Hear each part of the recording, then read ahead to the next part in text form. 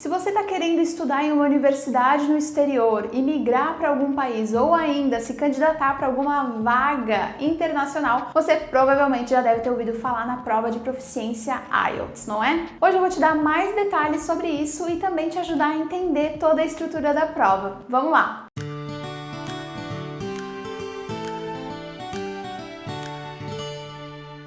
Oi, tudo bem com você? Eu espero muito que sim. Agora em abril eu vou prestar pela primeira vez o IELTS, o International English Language Testing System. Meu Deus, que sigla mais difícil de falar. E eu confesso pra vocês que eu tô sim, não posso mentir, eu tô nervosa. Eu não sei se eu rio, se eu choro, mas eu já tô me preparando já tem alguns meses e já meio que decorei essa estrutura da prova e tudo que diz respeito a essa prova, então quero ajudar aqui hoje vocês. Inclusive, se você já fez o IELTS, por favor, deixa um comentário, deixa um like nesse vídeo, me manda uma mensagem de carinho, sabe, um conforto, alguma coisa assim, me dá uma dica que eu preciso pensar nela ali na hora da prova, algo que te ajudou, enfim. Deixa aqui nos comentários pra mim que vai me ajudar bastante. E se você ainda não fez, deixa aqui também nos comentários o porquê você tá pensando em fazer o IELTS. O IELTS é um dos exames de proficiência em inglês mais populares no mundo. Ele foi criado ali por especialistas da língua e estuda habilidades como listening, reading, writing e speaking, ou seja, a compreensão auditiva, a leitura, a escrita e a conversação no inglês. E basicamente você fazendo o IELTS, dependendo da sua nota, né, que no IELTS vai de 0 a 9, se você, sei lá,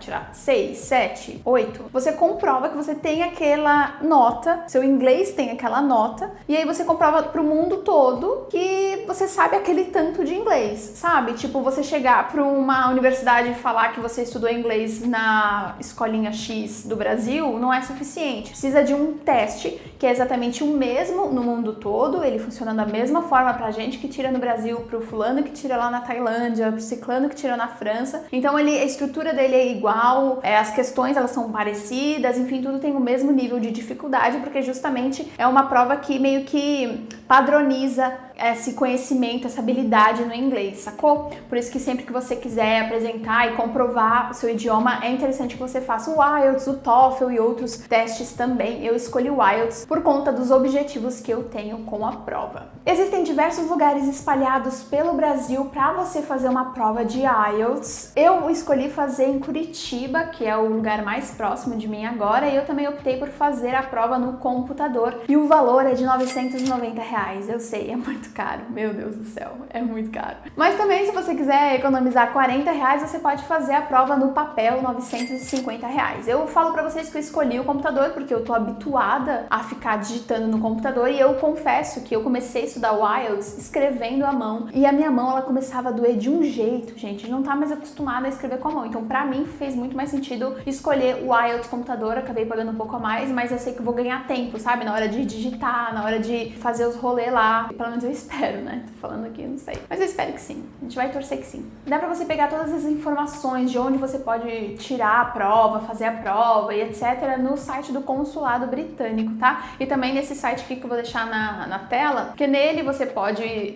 comprar, né? Fazer o agendamento da sua prova, o pagamento através dele também. Você pode ver, escolher o dia, o horário e etc. Todas as coisinhas através desse site aqui. O bacana do IELTS é que a prova ela tem a maior cobertura no exterior. São mais de 100 mil organizações que aceitam o IELTS, que aceitam esse exame em 140 diferentes países. Então, muitas universidades, empresas, governos, etc., que identificam, né, e validam o IELTS quando você apresenta eles. Então, eles entendem que, beleza, a gente aceita o IELTS, você pode se inscrever para essa bolsa, você pode cursar na universidade, você pode ter essa chance de trabalhar com a gente, porque a gente sabe e confia no IELTS. Então é um dos mais populares realmente. Sobre a estrutura da prova. A prova é dividida em 4 sessões, como eu falei anteriormente, listening, writing, reading e speaking, e cada uma delas ali tem diferentes perguntinhas e tudo mais. Ainda mais porque o IELTS, ele tem 2 tipos de prova. Você pode escolher fazer o IELTS Academic ou o IELTS General Training. Basicamente, o que diferencia os dois são algumas perguntas, principalmente no speaking, no writing,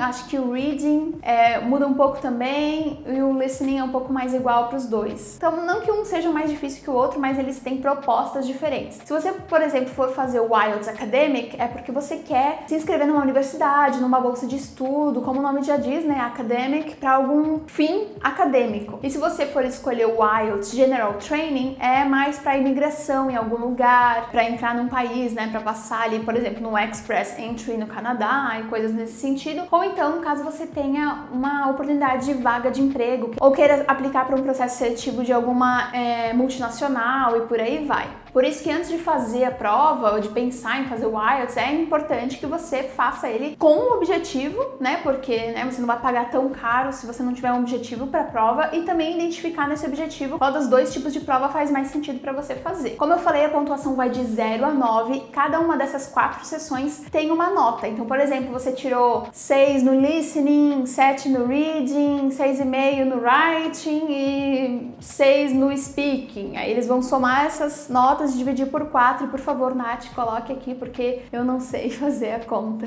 Esse seria o seu score, né? Sua nota final no IELTS, caso você tirasse cada uma dessas notinhas em cada uma das sessões. Falando um pouquinho sobre a estrutura da prova, né? Eu fiz um post bem legal lá no meu Instagram falando um pouco mais sobre ela, fiz uma tabelinha bonitinha, e agora aqui, é claro, eu vou pegar uma colinha, vocês me desculpem, mas começando pelo listening, que vai ser a primeira sessão que você vai encontrar quando você for fazer a sua prova. O listening dura 30 minutos, são 40 questões ao total, e elas são divididas em 4 sessões, então a parte 1, parte 2, parte 3, parte 4. A parte 1, ela tem um listening mais fácil, então a parte 1 costuma ser tipo uma conversa de 2 pessoas que você consegue identificar muito bem o que elas estão falando e tal. Aí conforme vai passando, né, cada uma das sessões dentro do listening vai ficando mais difícil. A parte 4 do listening, assim, é uma coisa que você fica, meu Deus, que língua eles estão falando? E aí fica um pouco mais difícil realmente. O áudio do listening ele só toca uma vez, então é assim, tem que praticar muito, porque você vai ouvir aquilo só uma vez, e se você perder ali, conforme você vai ouvindo, você vai preenchendo, né,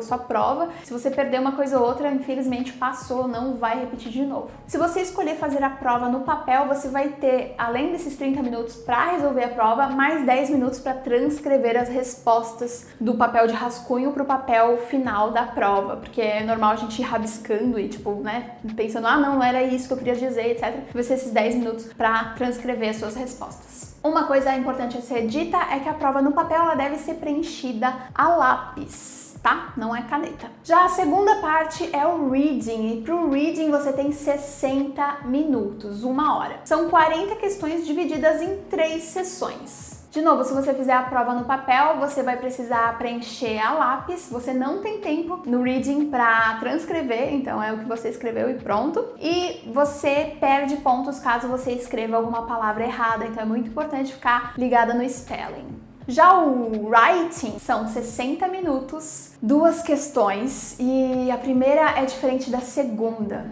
A primeira questão ela vai avaliar mais o seu conhecimento e habilidade em entender um gráfico, uma planilha, um mapa, um processo e saber explicar ele em pelo menos 150 palavras. Na Task 1 do IELTS, você não deve colocar as suas próprias opiniões, né? Tipo, não é eu acho que o gráfico mostra... Não, é tipo, o gráfico mostra isso, considerando tal coisa, no ano tal, que conforme o gráfico, blá, blá, blá. Gente, é um pouco complicado. O Task 1 pra mim é o mais difícil porque são muitas palavrinhas acadêmicas, é muito passivo, você fala na voz passiva, é um pouco mais complicadinho. E pedem, né, é interessante que você dedique apenas 20 minutos dos seus 60 minutos dessa sessão à Task 1, 40 minutos à Task 2, que a Task 2 do Writing, dessa sessão de escrever, ela vale o dobro de pontos da Task 1. Então, se na Task 1 você não pode falar sua opinião, você tem que escrever ali, né, falar sobre o gráfico em no mínimo 150 palavras, na Task 2 você sim deve dar a sua opinião sobre um tópico que a prova te apresenta. Então, é muito comum que a prova, tipo, te apresente alguma coisa no sentido,